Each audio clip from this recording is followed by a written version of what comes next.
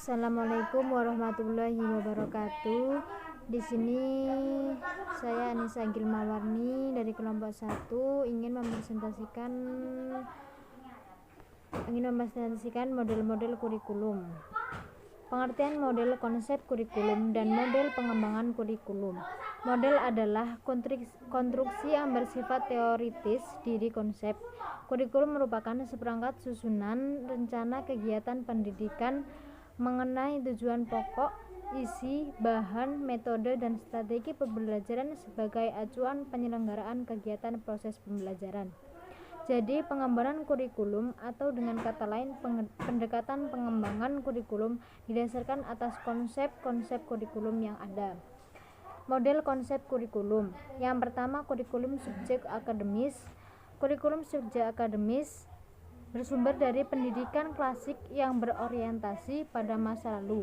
Semua ilmu, pengetahuan, dan nilai-nilai telah ditemukan oleh para pemikir masa lalu.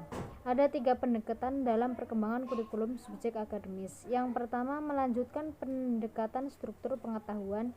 Yang kedua, studi yang bersifat integratif. Yang ketiga, pendekatan yang dilaksanakan pada sekolah-sekolah pada fundamentalis. Ciri-ciri kurikulum subjek akademis. Kurikulum subjek akademis mempunyai beberapa ciri berkenaan dengan tujuan, metode, organisasi, isi, dan evaluasi. Tujuan kurikulum subjek akademis adalah pemberian pengetahuan yang solid serta melatih para siswa menggunakan ide-ide dan proses penelitian.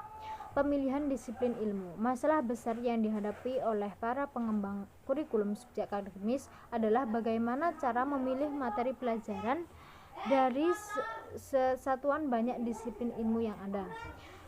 Penyesuaian mata pelajaran dengan perkembangan anak. Para pengembang kurikulum subjek akademis lebih mengutamakan penyusunan bahan secara logis dan sistematis daripada menyelaraskan urutan bahan dengan kemampuan berpikir anak. Yang kedua, kurikulum humanistik. Konsep dasar aliran ini lebih memberikan tempat utama kepada siswa serta bertolak dari asumsi bahwa anak atau siswa adalah yang pertama dan utama dalam pendidikan. Ia adalah subjek yang menjadi pusat kegiatan pendidikan.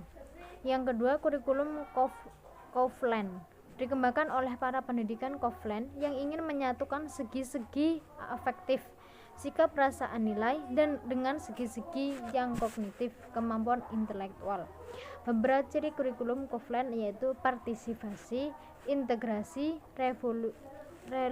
relevansi, pribadi anak, dan tujuan. Yang D, metode belajar Kaufland. Para pengembang kurikulum Kaufland telah menyusun kurikulum untuk berbagai bidang pengajaran. Kurikulum tersebut mencakup tujuan, topik-topik yang akan dipelajari, alat-alat pelajaran, dan buku tulis. Karakteristik kurikulum humanistik mempunyai beberapa karakteristik berkenaan dengan tujuan, metode, organisasi, isi, dan evaluasi. Yang C, model-model pengembangan kurikulum. Yang pertama, model administratif. Pengembangan kurikulum ini, ide awal dan pelaksanaannya dimulai dari para pejabat tingkat atas, pembuat keputusan dan kebijakan berkaitan dengan pengembangan kurikulum. Yang kedua, model dari bawah. Model pengembangan kurikulum yang pertama digunakan dalam sistem pengelolaan pendidikan atau kurikulum yang bersifat sentralisasi, sedangkan model dari bawah akan berkembang dalam sistem pendidikan yang bersifat desentralisasi. Model demonstrasi. Model pengembangan kurikulum idenya datang dari bawah. Semula merupakan suatu upaya inovasi kurikulum dalam skala kecil yang selanjutnya digunakan dalam skala yang lebih luas. Tetapi dalam prosesnya sering mendapat tantangan atau ketidaksetujuan dari pihak-pihak tertentu. Yang keempat, model Beckham. Model terutama adalah adanya penegasan arena yang kurangnya akan mempermudah dan memperjelas ruang lingkup kegiatan. Demikianlah yang bisa saya presentasikan untuk judul makalah model-model kurikulum.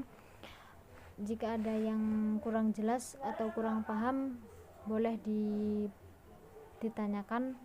Saya buka 3 pertanyaan untuk presentasi hari ini. Baiklah, saya akhiri. Wassalamualaikum warahmatullahi wabarakatuh. Atau siswa adalah yang pertama dan utama dalam pendidikan. Ia adalah subjek yang menjadi pusat kegiatan pendidikan. Yang kedua, kurikulum Kaufland dikembangkan oleh para pendidikan Kaufland yang ingin menyatukan segi-segi afektif, sikap, perasaan, nilai, dan dengan segi-segi yang kognitif, kemampuan intelektual. Beberapa ciri kurikulum Kaufland yaitu partisipasi, integrasi, relevansi, pribadi anak, dan tujuan. Yang D, metode belajar Kaufland. Para pengembang kurikulum Kaufland telah menyusun kurikulum untuk berbagai bidang pengajaran. Kurikulum tersebut mencakup tujuan, topik-topik yang akan dipelajari, alat-alat pelajaran, dan buku tulis.